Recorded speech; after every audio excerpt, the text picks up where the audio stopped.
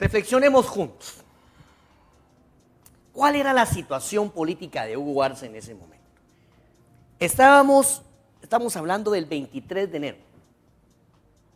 23 de enero. Estamos hablando de apenas una semana de haber tomado posesión el gobierno de Álvaro Colón con su ya conocida esposa Sandra Torres de Colón. Tengo entendido que había una audiencia planeada donde Hugo Arce tenía que declarar y enfrentar la demanda planteada por la en ese momento primera dama. Pareciera que aquí se estaba tratando de callar una voz. Sí. Pareciera que aquí se estaba tratando de cobrar una factura. ¿Quién se beneficia con la muerte de Hugo Arce según Gabriela y Mercedes? Para nosotros es bastante claro que es demasiada coincidencia que un día antes de la audiencia de la demanda que a Sandra Torres había entablado en contra de mi papá por los delitos de difamación, de que simplemente mientras él estaba, porque él nos dijo a nosotras que él estaba juntando todas las evidencias, compilándolas y que él no estaba preocupado en lo más mínimo, porque lo que él había escrito en sus artículos acerca de Sandra Torres, alias Marta, era cierto, era verídico, y él tenía las pruebas y no tenía ni la menor duda. No existía la menor duda en él. Es más, yo temía por su vida y mis hermanas también, y le suplicamos que por favor se fuera al extranjero y no nos hizo caso. Dijo, yo no tengo nada que esconder, yo lo que dije es la verdad y tengo las pruebas para comprobarlo. Y qué casualidad que un día antes de la audiencia el cuerpo de mi papá aparezca suicidado en un hotel de la ciudad capital. Es que no tiene sentido. Él tenía todas las pruebas listas, él estaba, todo lo tenía listo para esa audiencia y que casualmente aparece muerto ese mismo día. Entonces, ¿quién es la persona más beneficiada de esto? Sandra Torres. A mí me parece un poco extraño el hecho de que Álvaro Matus haya actuado así. Me parece que un fiscal no tiene el poder para actuar de esa manera si no se encuentra bien apadrinado. Exacto. O sea, en la escala de valores o en la escala social o en la escala jurídica del Ministerio Público, como dicen vulgarmente, un queso de ese tamaño no se lo tira ese ratón. Ese tiene que ser un gato grande. Y en ese momento el fiscal era Juan Luis Florido. Sí. Quien, dicho sea de paso, según tengo entendido, era un amigo de tu papá. Amigo, supuestamente. Pero también, como dice el refrán, ¿no? Amigo el ratón del queso y se lo come. A mí me pareció muy extraño todo esto. Amigos televidentes, hay que tener un poquito de malicia, ¿no? En inglés, el dicho que se refiere cuando hablamos de un tema así escabroso es follow the money, sigue el dinero. O si no, follow the power, sigue el poder. ¿Quién se beneficia con esto?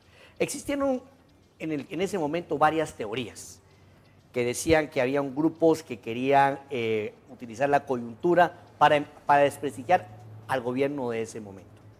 Pues eso hubiera sido algo que estudiar. Pero de todas maneras aquí no se está discutiendo quién fue, sino sencillamente primero vamos a partir de la base de declarar que la muerte de Diego Arce no fue un asesinato, no fue un suicidio, sino que fue un asesinato.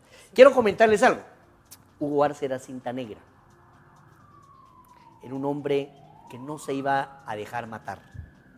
Para poderlo someter se necesitaba de un equipo de fuerza muy grande. Además, un hombre que siempre andaba armado, que había enfrentado persecuciones, que fue declarado enemigo público en el tiempo de Arana, o el tiempo de ¿qué? De Cerezo. De Vinicio Cerezo. O sea, un hombre con una trayectoria de lucha irreverente y revolucionaria de años. Sí. Exacto. Él no se iba a dejar amilanar por eso. No. Entonces, a mí me parece que la prueba reina aquí es esto de la sangre, ¿no? La sangre aquí, que esto. Ahora, Gabriela, ¿qué le dijeron de la sangre?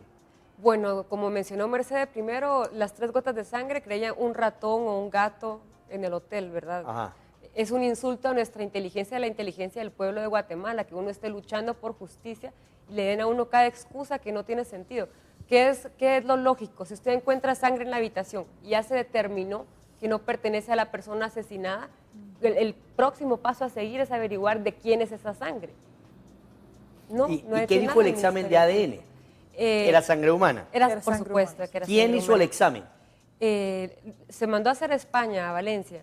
Tuvimos que suplicar por meses, lo hicieron probablemente 9 meses después del asesinato de Hugo Arce, después de que suplicamos y suplicamos mendigando en el Ministerio Público, porque esos han sido los últimos 4 años de nuestra vida. Entonces, pero no se ha hecho nada. Por eso es de que también tenemos esta demanda administrativa en contra del fiscal Álvaro Matus, porque él, que estaba en la escena del crimen, debió haber recogido esa sangre y someterla a un examen de ADN.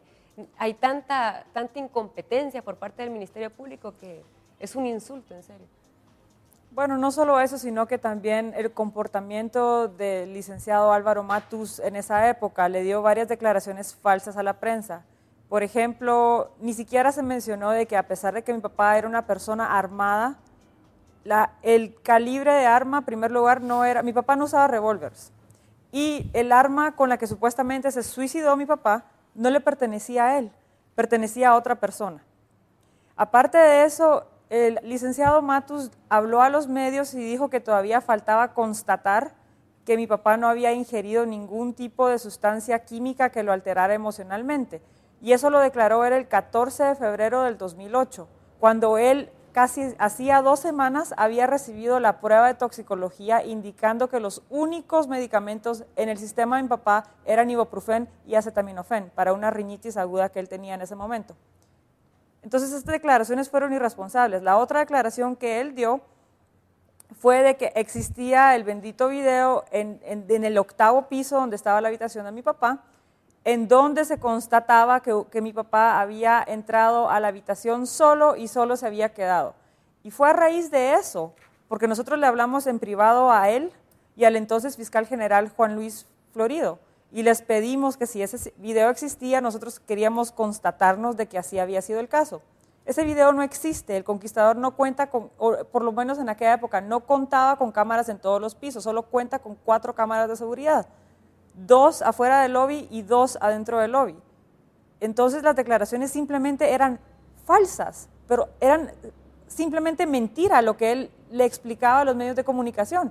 Entonces, a raíz de eso también es parte de la demanda. Otra cosa es que claramente en el video de la escena del crimen se ve no como el licenciado Álvaro Matus, sino el ahora viceministro de Seguridad, Mario Castañeda, saca una bala entera, levanta el colchón de la habitación y saca una bala entera, como que si hubiera sido la bala que mató a mi papá y todavía le embalan. Por favor, si alguien sabe de armas, sabe que los cascabillos se quedan en el revólver y que una bala entera no va a ser, si la gente que medianamente inteligente, todos vemos CSI y Law and Order y todas esas cosas, una bala entera no es la que mató a alguien. Y sin embargo se ve claramente al ahora viceministro de Seguridad haciendo esas alegaciones y embalando esas cosas como pruebas. Entonces es simplemente una manipulación increíble y con mucho gusto le vamos a dar ese video. Sí, sería buenísimo. Amigos televidentes, fuera de cámara las hermanas Arce me hicieron llegar, me dieron esta copia de la demanda. Vamos a pedirle a cámara que nos haga un acercamiento aquí. Esta es la foto de batalla del extinto Hugo Arce.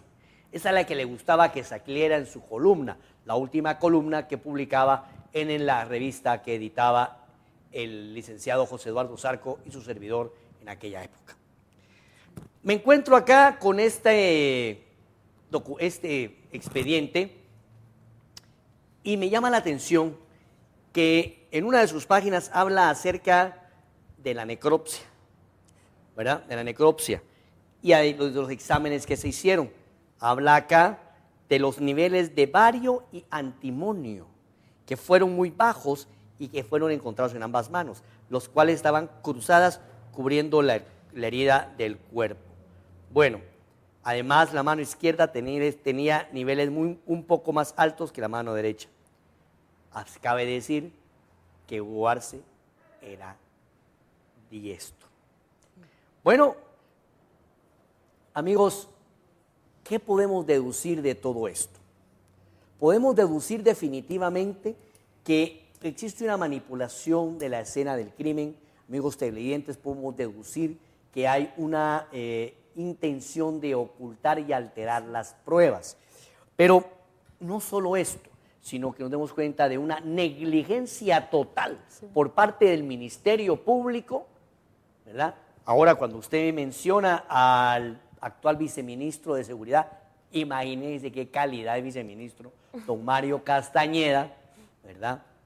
Quien en complicidad, porque no hay otra palabra, porque es que aquí no hay ignorancia, aquí hay obediencia, porque al gobierno recién estrenado no le convenía la muerte violenta de Hugo Arce. Entonces lo hicieron todo de tal manera de que pareciera un suicidio. Y ahí es donde yo me pongo a pensar que la teoría de que fue alguien que quería desprestigiar al gobierno no cuaja. Déjenme decirles por qué, amigos televidentes. Y es por lo siguiente: si yo quiero desprestigiar al gobierno, mato a Hugo Arce y lo dejo vuelto nada, ¿verdad? Sí. No me tomo la molestia de suicidarlo, ponerle sus manitas cruzadas y déjeme decirle otra cosa. Ustedes no analizaron, bueno, déjeme decirle una cosa, usted es suicida y por muy santo que sea, usted no se queda con las manitas cruzadas esperando morirse. El 80, si no el 90% de las muertes por suicidio en varones mayores de 40, de 30 años, es en la sien, en la boca, en la garganta o en la boca. Jamás un balazo. ¿En dónde fue? En el corazón. En el corazón. Además, el ángulo de la bala, si, según tengo entendido, no es horizontal, no es aquí, sino que va bajando. Lo que implicaría que a Hugo Arce lo tuvieron arrodillado y lo ajusticiaron. Porque si la bala entra aquí y va para acá, pues es que, hermano, es que eso es lógica matemática. Es que de verdad lo que dicen ustedes no es un insulto a la inteligencia, no, es un insulto a la justicia. Y yo me pregunto, ¿saben una cosa, mis amigas Arce y amigos televidentes? ¿Dónde están los famosos defensores de los derechos humanos? ¿Dónde está Iduvino Hernández? ¿Dónde está Ninette Montenegro? Que está ahí peleando porque vean cómo meten preso al que secuestró a su marido. Pero es que la justicia a ella, y a Iduvino Hernández, y a todas las expertas de seguridad, Carmen Rosa, y a todos los derechos humanos, a la de sobrevivencia, la justicia a ellos solo llega donde tienen cubrimiento mediático. No le llega a los demás. Porque esto no es un crimen normal. Esto, amigos televidentes, es un crimen de Estado. Sí, esto es un crimen de Estado. Y debe llevarse hasta las más últimas consecuencias porque la negligencia del Ministerio Público y la complicidad de actuales funcionarios solamente señala un temor. Porque usted, oiga, si usted llega a un cuarto por lo menos y se registra, agarra la taza, agarra eso, ¿cómo es posible que la manilla donde usted abre la puerta no tenga huellas? ¿Cómo entró? ¿Cómo entró? Eso implica que alguien llegó, lo mató, abrió la puerta, dejó sus huellas, lo mató, luego salió y limpió sus huellas. Es que eso es lógica matemática. Yo creo de que es un insulto a todo, a la vergüenza. A mí me da vergüenza ajena, porque eso es, imagínense, en manos de quién está. Pero eso sí, descubrimos cadáveres de hace 30 años y queremos meter preso a Mejía Víctor desde hace 40 años. Pero un crimen de Estado de hace 4 años, nadie dice nada como lo es en el caso de Hugo Arce.